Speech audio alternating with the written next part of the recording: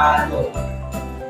Baiklah, dalam video kali ini izinkanlah kami dari kelompok 8 akan menyampaikan hasil diskusi dari kelompok kami. Sebelumnya izinkan kami memperkenalkan diri. Dan saya Ahmad Al-Muradi dengan BP 22 10 24 2007. Saya Ilham Hidayat, nomor BP 12 10 Saya Gusti Putri Kumaka,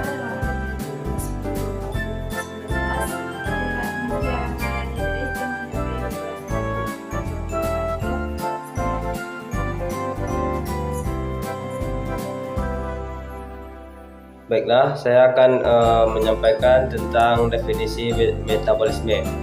Metabolisme adalah proses ketika tubuh mengubah makanan dan minuman yang dikonsumsi menjadi energi.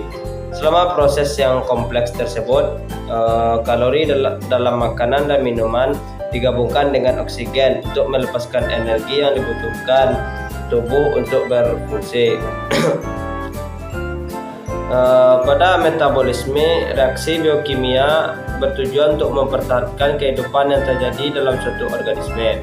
Reaksi kimia terjadi akibat interaksi spesifik secara teratur antara molekul-molekul di dalam lingkungan sel beserta dengan perubahannya. Sel akan berhenti bekerja jika metabolisme tidak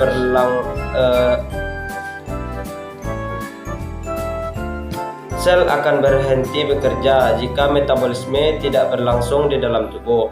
Metabolisme juga berperan melakukan detoksifikasi.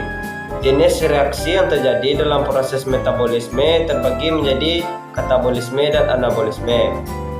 Proses metabolisme memerlukan bantuan enzim sebagai aktivator.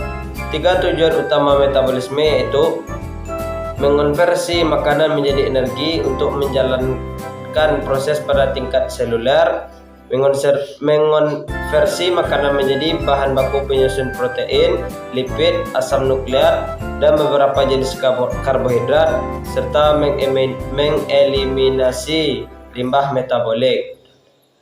materi selanjutnya yaitu anabolisme. Anabolisme adalah lintasan metabolisme yang menyusun beberapa senyawa organik sederhana menjadi senyawa kimia atau molekul kompleks. Anabolisme memproses sintesis senyawa kimia kecil menjadi besar menjadi molekul yang lebih besar, seperti yang terjadi pada asam amino yang diubah menjadi protein. Materi selanjutnya yaitu katabolisme. Katabolisme merupakan proses pemecahan molekul-molekul besar dan kompleks menjadi bentuk yang lebih sederhana. Dan salah satunya adalah kalori atau energi. Bentuk sederhana ini kemudian akan digunakan sebagai bahan bakar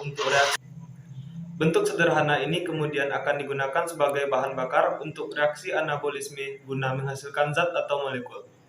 Baiklah, saya akan membacakan tentang respirasi. Respirasi adalah proses menghasilkan energi dengan memecah molekul kompleks menjadi molekul yang lebih sederhana. Proses respirasi umumnya memecah molekul gula sederhana menjadi karbon dioksida, uap air, dan NOx.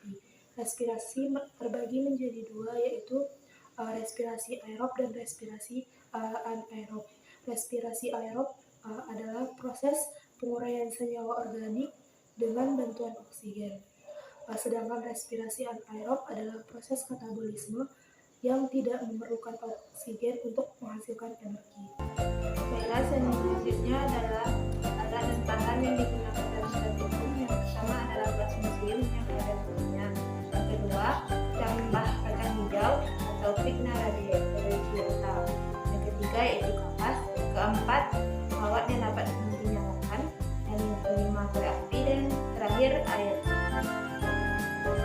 Baik, selanjutnya adalah cara kerja. Yang pertama, siapkan dua bol plastik museum. Yang kedua, letakkan kapas yang sudah dipakai dengan air pada gelas museum. Selanjutnya, masukkan kira-kira 10 gram kacang hijau di atas kapas basah pada gelas museum 1. Sedangkan pada gelas museum 2 diisi dengan kacang hijau dan didiamkan selama 24 jam. Langkah selanjutnya adalah dengan cara memasukkan kawat yang ujungnya menyala ke dalam masing-masing gelas museum. Lalu, hitung berapa lama nyala api pada ujung kawat masih bertahan di dalam masing-masing gelas